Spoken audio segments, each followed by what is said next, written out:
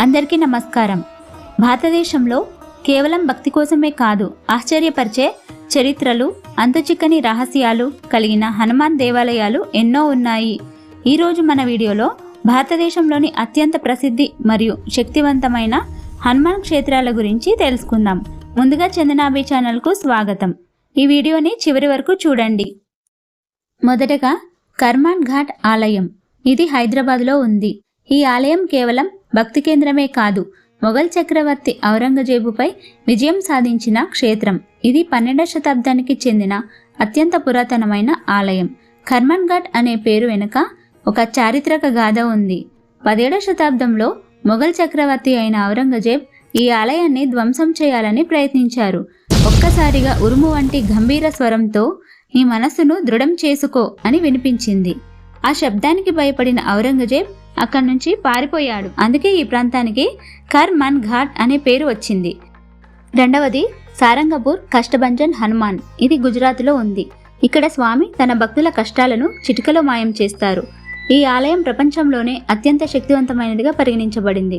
ముఖ్యంగా గ్రహ దోషాల నివారణకు, మానసిక సమస్యలు మరియు కష్టాల నుండి విముక్తి కోసం భక్తులు ఈ ఆలయాన్ని దర్శిస్తారు.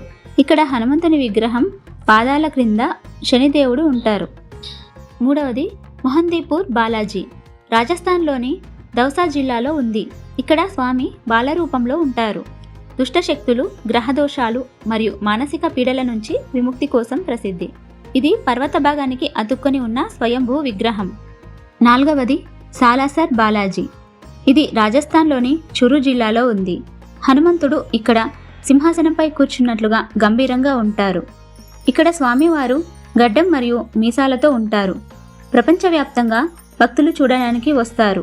కోరికలు తీరడానికి, సంతాన ప్రాప్తి మరియు వ్యాపార అభివృద్ధి కోసం ప్రసిద్ధి. సాలాసర్ బాలాజీ ఒక రైతు పొలం దున్నుతుండగా దొరికిన విగ్రహం. భక్తులు తమ కోరికలు తీరడానికి ఒక ఎర్రని వస్త్రంలో కొబ్బరికాయను చుట్టి ఆలయ ప్రాంగణంలో ఉన్న చెట్టుకు కడతారు. కోరిన కోరికలు తీరిన తర్వాత మొక్కులు తీర్చుకుంటారు. అంజనాద్రి దేవాలయం. ఇది కర్ణాటకలోని హంపీలో ఉంది. హనుమంతుని జన్మస్థలంగా ఈ ప్రాంతాన్ని పిలుస్తారు. ఇక్కడ కొండపై హనుమంతుని ఆలయం ఉంది. దీన్ని చేరడానికి సుమారు 575 మెట్లు ఎక్కాలి. రామాయణంలో ప్రస్తావించిన కిష్కింద రాజ్యం ఇక్కడే ఉందని భక్తుల నమ్మకం. హనుమాన్ గర్హి ఉత్తరప్రదేశ్లోని అయోధ్యలో ఉంది. అయోధ్యకు వెళ్లే భక్తులు ముందుగా హనుమంతుని ఇక్కడ దర్శించుకోవడం ఒక నియమం. హనుమంతుడు లంక నుండి తిరిగి వచ్చిన తర్వాత శ్రీరాముడు అతనికి నివసించడానికి ఒక గుహను అనగా గర్హి ఇచ్చారని పురాణాలు చెబుతున్నాయి. ఇది 10వ శతాబ్దానికి చెందిన ఆలయం.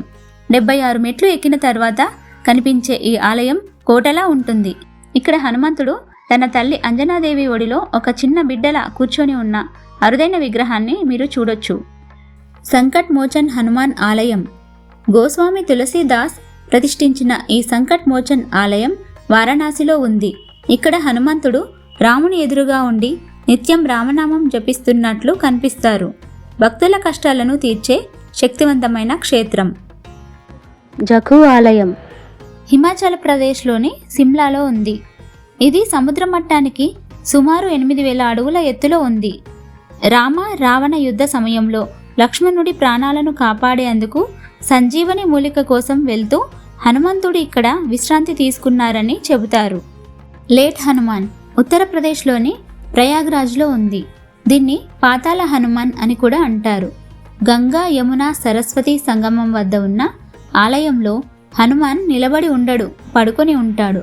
సుమారు 20 అడుగుల పొడవు ఉన్న ఈ విగ్రహం భూమి కింద ఉంటుంది. ప్రతి ఏటా గంగా నది ఉప్పొంగినప్పుడు నదీ జలాలు ఆలయంలోనికి వచ్చి స్వామివారి పాదాలను తాకుతాయి. ఆ తర్వాతే వరదలు తగ్గుముఖం పట్టడం ఇక్కడ ఒక అద్భుతం. నమక్కల్ ఆంజనేయ ఆలయం. ఇది తమిళనాడులో ఉంది. దక్షిణ భారతదేశంలోనే అత్యంత ఎత్తైన విగ్రహాల్లో ఇది ఒకటి. ఇక్కడ 18 అడుగుల హనుమంతుడి విగ్రహం పైకప్పు లేకుండా ఉంటుంది. పైన గాలి, ఎండ, వర్షం నేరుగా స్వామివారిపై పడతాయి. ఎన్నిసార్లు పైకప్పు నిర్మించాలని ప్రయత్నించినా స్వామివారు కల్లో కనిపించి వద్దని చెప్పినట్లు చరిత్ర. స్వామివారి కళ్ళు నేరుగా పక్కనే ఉన్న లక్ష్మీనరసింహస్వామి వారి పాదాలను చూస్తున్నట్లుగా చెక్కబడ్డాయి. ఇది భక్తికి మరియు వినయానికి నిదర్శనం. వారణాసిలోని సంకట్ మోచన్ నుండి సిమ్లాలోని జఖూ వరకు ప్రతి అడుగులోనూ స్వామివారి మహిమలు కనిపిస్తూనే ఉన్నాయి. మీరు ఈ 10 దేవాలయాల్లో ఏ ఆలయాన్ని దర్శించారు? లేదా ఈ వీడియో చూశాక ఏ క్షేత్రాన్ని దర్శించుకోవాలని అనుకుంటున్నారు? తప్పకుండా కింద కామెంట్లలో తెలియజేయండి. మీ కామెంట్ మాకు ఎంతో స్ఫూర్తినిస్తుంది. ఈ వీడియో కనుక మీకు నచ్చినట్లయితే లైక్ చేయండి, మీ బంధుమిత్రులకు షేర్ చేయండి. మరిన్ని ఆధ్యాత్మిక చారిత్రక విశేషాల కోసం మన ఛానల్ను ఇప్పుడే సబ్స్క్రైబ్ చేసుకోండి. బెల్ ఐకాన్ను క్లిక్ చేయండి. తద్వారా మేము చేసిన ప్రతి వీడియో కూడా మీకు నోటిఫికేషన్ ద్వారా అందుతుంది. మళ్ళీ మరో అద్భుతమైన వీడియోతో మీ ముందుకు వస్తాను. అప్పటి వరకు సెలవు. జై శ్రీరామ్, జై హనుమాన్.